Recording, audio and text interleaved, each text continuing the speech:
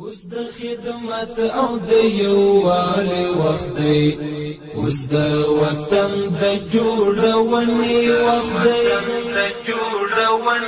وخت دی، اوس په دې خاوره د جنګونو پر ځای د آبادۍ او رغونې وخت دی.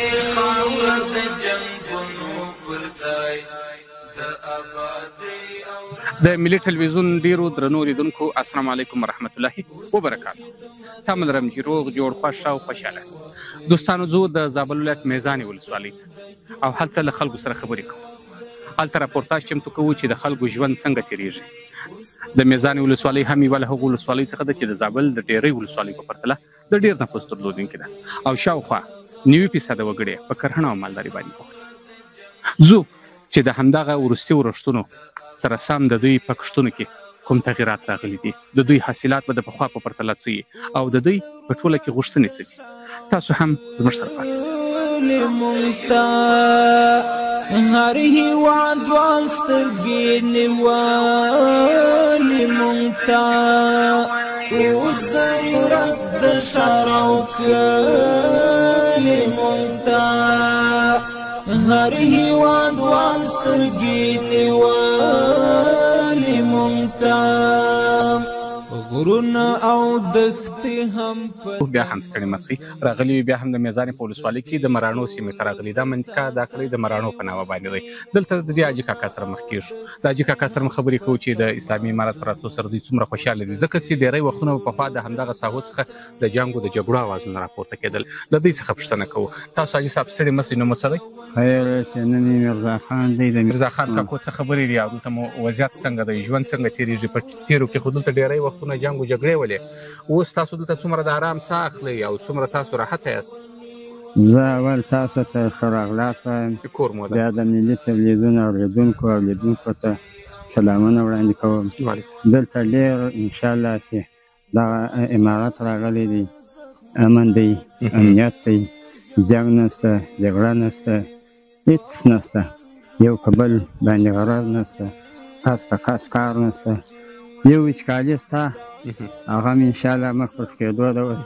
وچکالي خو سږکال لا دي ماشاءالله ډېر زیات بارانونه وسول او د وچکالۍ هم تقریبا انشاءالله لمنه ټوله ده سږکال کې، خو بیا هم موږ ځپلي یو، خو بیا هم شکر دی نسبت په پخوا ته. په تېرو کې چې به تاسو له دغه ساحې څخه چې دا په خپله د سپینو مراڼو ساحه ده، د دې ساحې څخه تاسو قلات بازار ته انځر انتقالول، په لاره کې هم د ډېرو مشکلاتو سره مخ کېداست، ځکه چې یو خو امنیت نه و، د دې تر څنګ نور هم مشکلات ول. اوس څنګه دي؟ اوس خو مشکلات نسته، اوس تاسو څومره خوشحاله یاست، څومره راحته یاست چې دلته په باغ کې کار کوئ د شپې او د ورځې؟ اوس انشاءالله شکر دی، شی نسته. که به کلا ته کړو یا بل ځای ته خپل شیان به وړل، که به بادام و، که به انځر و، که به 100 کتاره و، تر کندهاره پورې به زموږ سره 60 کتاره پاتې شي. پر هر پاکټ پر هر انځر به یو شی کېدی. اوس هغه نسته، هېڅ شی نسته او د دې شکر دی، نه ټکس شته نه شی شته، هېڅ شی نسته. اسلامي امارت چې دی دغه امارت دی، دغه امن دی. یعنې د دې سره به ستاسو عواید هم حتما لوړ سوي، ځکه چې پخوا تاسو ډېر پر لارې باندې مصرفول، ډېر مو دلته مصرفوله، په جنګو په جګړو کې مو دلته ډېر حاصلات ته لاس ورکول. اوس خو دا مسایل نسته، ممکن عواید مو ډېر زیات لوړ سوي، عواید مو لوړ سوي دي، قیمتونه یې لوړ سوي دي. موږ په ښه خوشحالي خپل کار کوو، د شپې او د ورځې کوو، په چراغ لګوو کې نه لګوو، آزاد راخلاص و، د پوستو سوام نسته، د تیارو سوام نسته. پخوا مو هم دلته داسې ښایسته ځایونه جوړ کړي وو، لکه نن چې موږ وینو ډېر ښایسته ځایونه مو د ناستې دپاره جوړ کړي دي، د مېلمنو د راتګ لپاره مو ښایسته ځایونه جوړ کړي دي. یعنې په تېرو کې خو دلته فکر کومه چې ناسته به هم نه کېدل. په تېرو کې مو د دغسې ځایو شوقیانو ښه ځای جوړ کړو، ښه امن یي، مثلا داسې ښه د ناستې ځای، ښه هوس ځای او ښې مېوې کښېږدو، خو وخت نه و موږ ته. او اوس انشاءالله د هر شي وخت دی، د هره ځایه څخه موږ نهر راوړی شو، هره ځایه څخه تخم راوړی شو، ګل راوړی شو، درخته راوړی شو، پسته راوړی شو، نارنج راوړی شو. دا دې دلته موږ ایښي دي، رواج کړي مو دي، تکلیف مو کښلی دی، ګرمې مو وهلي دي. مثلا چې هر څه عایدات دغه موږ راوړو حاصلات، هغه ټوله اوس پر برمو ځای راکوو. موږ کومه سمه مینه لا نه ده په جوړه کړې. د امن په خاطر باندې موږ به هر شي ته ځمکې ته زړه ووهو. یعنې اوس چې کله تاسو ته څوک میلمانه راځي، ځکه چې دا تاسو ځای جوړ کړی دی طبیعي خبره ده د میلمنو دپاره دی، هغوی څومره راحت وي او تاسو څومره خوشحاله چې په داسې ځای کې ناست یاست، د غره په سر کې ناست یاست او امنیت فضا قایمه ده په ټول هېواد کې ستاسو په سیمه کې، نو دلته جنګ و جګړې هم نشته، هغه میلمانه مو څومره د ارام ساه اخلي او تاسو څومره ورسره ارامه یاست په دې وخت؟ موږ ډېر خوشحاله یو. که چېرې پخوا موږ ته مېلمه راغلی وای موږ به د غرو خواته کتل، هغه مېلمه په امن کې نه وو، نه موږ په امن کې وو. مثلا اوس مېلمه هم خوشحاله یي، موږ هم خوشحاله یو. بې غمه ناست یو، د هېچ چا سره نه وام شته، نه کار شته، نه شی شته، د هر چا سره هم دلیل ویلی شي. کور مودان حاجي صاحب په وروستۍ کې کوم پیغام لري؟ په وروستۍ کې دا پیغام لرو چې د ټولو مسلمانانو څخه دا غواړو، د ټولو لیدونکو اورېدونکو څخه دا غواړو چې په خپل مابینځ کې اتفاق وکړو او خپل دښمن وپېژنو. کور مودان ډېره مننه. درنو دوستانو له تاسو څخه مننه، زموږ سره پاتې شئ. اوس په دې خاوره د جنګونو پر ځای د آبادۍ او رغونې وخت دی، خاوره د جنګونو پر ځای د آبادۍ او رغونې وخت دی، مټې راونغاړئ. د ملي ټلویزیون ډېرو درنو او قدرمنو لیدونکو بیا هم یو بل باغ ته راغلي، دا هم د سپینو مراڼو سیمه ده. دلته د حاجي صاحب په کار باندې اخته دی، د حاجي صاحب سره خبرې کوو. تاسو هم زموږ سره پاتې شئ. حاجي صاحب ستړي مه شئ او نوم مو څه دی؟ خیر السلام علیکم ورحمت الله وبرکاته. نوم محمد نسیم. محمد نسیم خانه، ورځنی ژوند مو څنګه تېرېږي؟ حاصلات مو څنګه دي؟ څومره خوشحاله یاست؟ الحمدلله ډېر خوشحاله یو، د مجاهدینو سره ډېر خوشحاله یو. د خیر د اوس الحمدلله یو شی نشته، حاصلات برابر دي. دغه د پخوا ډېر تکلیف و ډېر زحمت و، اوس د مجاهدینو سره موږ ډېر خوشحاله یو الحمدلله. اوس یو امن دی، یو شی نشته. په حاصلاتو کې مو څومره تغیر راغلی دی، څومره بدلون راغلی دی؟ ځکه چې پخوا چې به تاسو تر مرکز قلات پورې حاصلات انتقالول، نو پر لارې باندې هم ډېر حاصلات له منځه تلل او دلته هم ډېری وختونه به جنګ و جګړې ولې. حاصلات مو اوس ډېر برابر دي، دا یوه دانه نه بې ځایه کېږي. پخوا چې به د دغه ځای څخه موږ 50 منه یا 80 منه یا خوروار وړل، هغه به په 60 منه ودرېدل. پلار زنځیر به راسره شوه کوله، راسه وړله، بیا وهلو، بیا سینه به مو ورکوله، په زور بیا راسه اخیستله. اوس الحمدلله یو شی نشته، نه دلته یو تکلیف شته، نه دوالې یو تکلیف شته. پخوا ډېر تکلیف و ډېر زحمت و، اوس د مجاهدینو څخه موږ ډېر خوشحاله یو الحمدلله. خدای پاک خیر ورکړي، هیڅ مشکل نشته. پیغام او څه عامو ولسونو ته، د عامو ولسونو څخه څه غواړئ؟ عامو ولسونو ته مو دا پیغام ده چې د مجاهدینو سره کومک وکړي، مجاهدینو ته خدمتونه وکړي، دعا یې ورته وکړي چې امارت ته خدای پاک بخت و انتفاق ورکړي، مجاهدین ټول سره یو لاس شي. نو دغه مو پیغام ده. ډېره مننه. کور مودان په خیر اوس. درنو دوستانو تاسو هم زموږ سره پاتې شئ. اوس د خدمت او د یووالي وخت دی، اوس د وطن د جوړونې وخت دی، اوس په دې خاوره د جنګونو پر ځای د آبادۍ او رغونې وخت دی. درنو لیدونکو بیا هم ستړي مه شئ. د میزانې ولسوالۍ د سپینو مراڼو مانده او د دیوالک سیمه ده. راغلي د دیوالک په سیمه کې هم د حاجي کاکا سره مخ شو، له دوی سره خبرې کوو. حاجي کاکا نوم مو څه دی؟ السلام علیکم. وعلیکم السلام ورحمت الله. خیر، نوم مې شیرخان دی، د سپینو مراڼو د دیوالک کلي. کور مودان شیرخان صاحب څنګه دي؟ کښت و کروندې مو څنګه دي؟ حاصلات مو څنګه دي؟ او تاسو بیخي په دې مانده کې ناست پراته کورونه وو او دې تر څنګ باغونه مو ټول په دې مانده کې جوړ کړي دي، کله کله اوبه مزاحمت نه جوړوي؟ اوبه خو مزاحمت جوړوي، کلی و ناوخت مو خصوصا په مانده کې دا یوه او بله غاړه کلي و دي په مابینځ کې مانده تېر شوی دی. په دا اوسو 2-3 کلو کې دغه زموږ ناوه ډېره د مانده له خوا متاثره شوه، ډېره یې توانې کړ، ډېره یې وځپل. خو الحمدلله سږ کال چې دوی دغه بارانو تاوانونه نه دي رسولي، فایدې ښې دي، اوبه سره زیاتې شوې. الله دې راضي شي. موږ ډېر خوشحاله. حاصلات مو څومره ډېر شوي دي؟ ځکه چې دغه منطقه هم یوه له هغو منطقو څخه ده چې ډېری وختونه به دلته د جنګ د جګړو اوازونه راپورته کېدل او دلته به جنګونه ول، خلک به هم له مشکلاتو سره مخ ول. اوس مو ژوند څومره ارام تېرېږي؟ الحمدلله. اوس خو دا 2-3 کاله چې اسلامي امارت ته راغلی دی، ډېر وسایو، خپلو ځایو، خپلو کورو، خپلو کلو ته رالو، خپلو زمینداریو ته متوجه سو. مخکې و دغه ناوه اکثره بار سوې وه په ټوله ناوه کې تقریبا یو 5 کوره یا 3 کوره دغسې وو. اوس الحمدلله ټوله راغلي دي، ټول په خپلو کلو کورو باندې دي، تقریبا ډېر خوشحاله دي دا خلک، ډېر ارام. دلته انځر کېږي، د دې ترڅنګ انار هم ډېر دلته په زیات اندازه باندې کېږي، خو اوس یې وخت نه دی رارسېدلی د حاصلاتو ده. تاسو چې به تر مرکز قلات پورې نقلول څومره له ستونزو سره مخ واست او اوس څومره راحته یاست چې کوم وخت تاسو حاصلات راټولوئ، هغه کار څومره په ارام زړه سره کوئ او د دې ترڅنګ تاسو یې قلات بازار ته نقلوئ؟ الحمدلله اوس خو ډېر هوسا یو په دغه زمیندارۍ سې د انار سې و، مخکې ډېر ورسره په عذاب و، ډېر ستړي و، حتی د خپل انار مو نه سوای کولی، بازار ته چې مو رسول ډېرې ستونزې وې په لار کې، انار یې شوه کول، دا پوستو والا خلک یې زیروله. اوس خو ارامي د هېڅ شی نشته، هر شی په ښه سهولت سره په ارامتیا سره تر بازاره حتی تر کابله تر مارکېټ هېڅوک مخې ته نه درېدلی دي، نه درېږي، نه دا شیان سته. مو انار دغه موټر ته واچو ویلېږو کوټۍ ته ځي، حتی د مالک د انارو لا نه ورسره. اوس الحمدلله ډېره ښه فضا ده، خدای تعالی دې نورم ادامه ورکړي، خدای دې کامیابه او دائم قایم ولري. تاسو په ټوله کې غوښتنه څه ده، پیغام مو څه دی، خاصتاً د ولسونو څخه څه غواړئ؟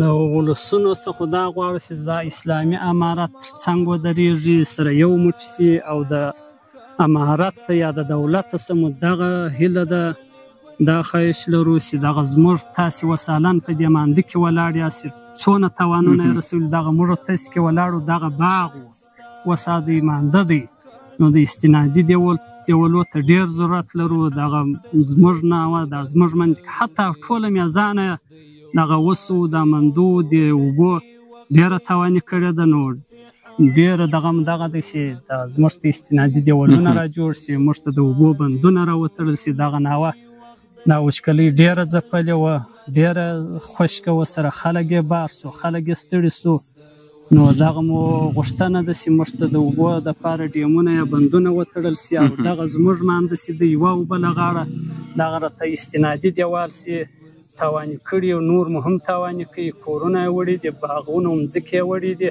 دا مو غوښتنه ده د ټول ولس انشاءالله. کور مودان ډېره مننه، په خیر اوس، ژوندي اوس. کور مودان لونو بوټو تویدل غواړي، بارود له پاڼو پاکېدل غواړي، لونو بوټو تویدل غواړي، بارود له پاڼو پاکېدل غواړي، د شل کلنې جګړې بوی چې ورک شي اوس نو د درنو او د قدر وړ لیدونکو بیا هم ستړي مسئ، د میزانې ولسوالي او د حاجي جلال الدین اکا کلي ته راغلي. تاسو هم زموږ سره ملتیا وکړئ، د حاجي صاحب سره مخ کېږو، د دوی سره خبرې کوو. حاجي صاحب ستړي مسئ، او نوم مو څه دی؟ خیر ښه جوړه، الحمدلله خوشحاله اوسئ، خدای دې کامیابه لره، خدای دې غم راکوه. څنګه دي کښت و کروندې مو څنګه دي، حالات څنګه دي؟ او زه چې هغه ستاسو کور ته ګورم تر ډېره پورې نړېدلی یم دی، او دلته مخکې فکر کوم په دغه منطقو کې هم جنګونه ول، ډېر دغه ستاسو شاته غرڅېدی. اوس مو ژوند څنګه تېرېږي؟ تاسو څومره خوشحاله یاست؟ د اسلامي امارت څخه څومره خوشحاله یاست؟ مننه، خدای دې کامیابه لره. مخکې دغه سیمه خو دا د تا ته معلومېږي چې کورونه نړېدلي دي، مقصد باغیاتو شی نشته. موږ د دغه خپلې سیمې څخه تللي وو په بل کلي کې، چې هغه کښته مراني ورته وایي، په هغه کلي کې مو ګزاره کوله چې دلته پوستې وې، دغه وینې مخامخ دغه پوسته وه، دغه د خط سیمه وه، دلته به جنګونه وو، ټکان به وو، دلته ګزاره نه کېده. نو بیا موږ لاړو په بل کلي کې مو واړوله. د هغه وروسته چې دغه کم اسلامي امارت راغلی دی، دا پوستې تللي دي، نو موږ اوس بېرته خپلې مځکې، خپل جایداد، خپلې سیمې ته راغلي یو، دلته اوس استوګنه پر کوو، ګزاره پر کوو، چې مقصد ډېر سره ځپلي وو، موږ ډېر سره په بد حالاتو کې وو. اوس لږ د کامرې ته حاجي صاحب مخامخ سي، او دا راته ووایاست چې ستاسو غوښتنه به څه وي؟ د اسلامي امارت څخه مو غوښتنه څه؟ زموږ د اسلامي امارت څخه غوښتنه دغه ده چې یو خو په دغه سیمه کې د وچکلۍ د اوبو ډېره نیستي ده، ډېره زیاته نیستي ده. دا اوس فلحال موږ پیپ راور کړی دی، دغه د تیوینې په 3000 متره پیپ مو راور کړی دی، چې د لرې سیمې څخه مو اوبه راوستلې دي. دلته موږ اوبه نه لرو، د وچکلۍ سره مخامخ یو، برمې مو وهلې دي. دونه وس و توان او توفیق نه لرو چې ډېر یې ښکته کړو، هغه خپل وس و طاقت مو سر کړی دی، په هغه نه دي کامیابه سوی. نو دا ژورتیا غواړي چې دلته برمې راته وویل شي، مقصد دغه سیمه مو بېرته فعاله شي. مخکې دا باغونه وو، اوس دغه اوس سپېره کرونده ده. اول دغه مخامخ شله ده، دا ډېره غټه شله ده چې دا وتړل شي، دا منطقه ټوله زیات ځینې کوي، باوړۍ یې کامیابه کېږي. مقصد موږ غوښتنه د اسلامي امارت څخه دا ده چې دلته موږ ته داسې خدمتونه وشي چې مقصد دیني مدارس جوړ شي، جوړ شوي دي الحمدلله، اوس هم شته، خو نو چې تر دغه نور دغه کې وشي، اقدام کې وشي او خلک مو ودې ته دغه شي په تعلیم او تربیه اخته شي. دا د سارا سیمه ده، په سارا کې تعلیم او تربیه دونې نه وي، نو مدرسې چې راته جوړې شي، د تعلیم او تربیه زمینه راته برابره شي. موږ دا غواړو چې مقصد زموږ سره یعنې ستاسو هدف دا دی چې دیني مدارس نور هم راته ډېر شي، مقصد دیني مدارس ته نور هم راته دغه شي، مقصد شته، اوس هم شته، خو چې اقدام یې وشي، روزنه یې وشي، پاملرنه یې وشي. د زرو باندې نه دغه کېږي، مدرسې دې راته رسمیانې شي، استادان دې ورته مقرر شي، مقصد په څنګ کې دې د تعلیم او تربیې دغه وشي. نو موږ په دې خوشحاله کېږو. حاجي صاحب تاسو دا راته ووایه چې تاسو کښتونه کړي دي او په دې منطقه کې تر ډېره پورې باغونه دي، چې باغونه هم د انارو دي او د دې تر څنګ د انځرو دي. کښتونه چې کوئ دلته کښتونه څنګه دي؟ دلته په دې منطقه کې به چا کښت د کوکنارو نه یې کړي یا خو به یې هم دې ته زړه نه یې ښه کړی؟ نه، د اسلامي امارت امر چې شوی دی د شیخ صاحب چې د کوکنارو کښت باندې هېڅ چا نه دی کړی، په دا نږدې منطقه کې چا نه دی کړی، ښکاره خو بیخي چا نه دی کړی. پټ که په یو شله کې کرل شوی، هغه هم د مابین څخه تللی دی، هغه ختم شوی دی، هغه یې دغه کړی دی، خراب کړی دی، او بالکل په دا نږدې منطقه کې خو نه دی شوی د کوکنارو کښت، او نه یې کولی شي څوک. د اسلامي امارت غوښتنه او هم د اسلامي امارت امر هر څوک مني. مخکې چې و کرل کېدو، په تېر نظام کې کرل کېدو، امر به یې وکړي، خو هغو ته به یې 15 روپۍ چا ورکړي، نور به هغه خلاص و، هغه خپل کښت یې واخلي. څوک مقصد په غلا تاریاک وکړي، نه څوک کولی شي چې د زړه ورته ښه کړي. بس بالکل د شیخ صاحب د امر سره په دا نږدې منطقه کې خو چې زه هلته لرم، یوه دانه منه ما لیدلې ده، نه کرل شوې ده، نه چا کړې. کور مو ودان، ډېره مننه، په خیر اوسئ. درنو دوستانو، د تاسو څخه نړۍ مننه، زموږ سره پاتې شئ. د آبادۍ او رغونې وخت دی، دا شل کلن زخمونه ډېر ژور دي، په وطن ټپونه ډېر ژور دي، دا شل کلن زخمونه ډېر ژور دي، په وطن ټپونه ډېر ژور. درنو لیدونکو، راغلیو د ولسوالۍ مقام ته چې د ولسوالۍ مرستیال صاحب جناب قاري عبدالقادر هم پر ځای دی. دلته سره خبره کوو چې قاري صاحب سره هماغه ستونزې چې تاسو د مرکې په جریان کې هم ولیدلې چې ځینو ځایونو کې خلکو غوښتنه کړې وه چې باید استنادي دیوالونه جوړ شي، په ځینو ځایونو کې د چکریمونو غوښتنه شوې وه، او ځینو ځایونو کې هم د دیني مدارسو پر لا زیاتوالي باندې ټینګار شوی و. د جناب قاري صاحب سره هم خبرې کوو چې په دې اړه باندې دوی څه کړي دي او دوی څه پلان لري. جناب قاري صاحب ستړي مه شئ او ډېره مننه چې موږ ته مو وخت راکړ. ډېره مننه تاسو مغل تاسو ته او ستاسو له لارې ملي ټلویزیون، رادیو ټلویزیون له لارې ټولو لیدونکو او اورېدونکو ته سلامونه. کور مو ودان. جناب قاري صاحب، د استنادي دیوالونو په برخه کې څه پلان لرئ؟ ځکه چې په دې وروستیو کې چې کوم ورښتونه رالو، د میزان ولسوالۍ په ډېری ساحو کې دغسې ځایونه ولیدي چې هلته د خلکو په وینا باندې چې هلته استنادي دیوالونو ته اړتیا وه. د سیلابونه میزان ولسوالۍ کې سیلابونه وکړي، اوس سیلابو کې ډېر تاوانونه پېښ کړو، ځکه د میزان ولسوالۍ چې د غرنۍ سیمه ده، هلته سیلاب اوبه راشي، هغه ډېرې تیزې وي، نو که لږ اوبه راشي هم تخریب کوي دلته د خلکو کرنیزې مځکې، باغونه، انځرو باغونه. میزان ولسوالۍ خو انځر او انار لري، د قیمتي باغونه دي، نو انځر او انار یې ډېر جوړ، د خلکو ډېرې غوښتنې دي. دلته ولسوالۍ مقام ته راځي، موږ ته عریضې راوړي، نو ډېرې عریضې موږ سره اوس هم پرتې دي، نو داسې په ډېرو په فصلاو جریبه ځمکه او دغه سیلابو وړې، نو دوی دا غوښتنې دي چې موږ ته استنادي دیوالونه ترتیب را برابر کړي. موږ هم کوشش کوو، عریضې هم لېږلې دي، نور هم کوشش کوو نو چې د دوی د کرنیزو ځمکو دپاره استنادي دیوالونه جوړ شي او د دوی مځکې خوندي شي. د چک ډیمونو په برخه کې هم خلکو غوښتنې کولې چې باید چک ډیمونه جوړ شي، ځکه چې همدغه سږ کال آبادي ډېره ده، ولې په تېرو کلونو کې هم وچکالي ول، دلته میزان هم یوه ولسوالۍ څخه وه چې دلته اوبه تقریبا تر ډېره پورې له نشت سره مخ ولې په ډېرۍ ساحو کې او خلک له ستونزو سره مخ. د خلکو یو عمده غوښتنه دا هم ده چې باید چک ډیمونه جوړ شي. تیر کال ډېره وچکالي وه، نو دلته زموږ میزان ولسوالۍ کې له ډېرو سیمو څخه خلک بار سو، باغونه یې وچ سو، مېنې پرې شوې، څوک ښار ته ولاړو، څوک نورو ولسوالیو ته ولاړو، څوک په ولسوالۍ کې د مینې سره دغسې د وچکالۍ له کبله څخه.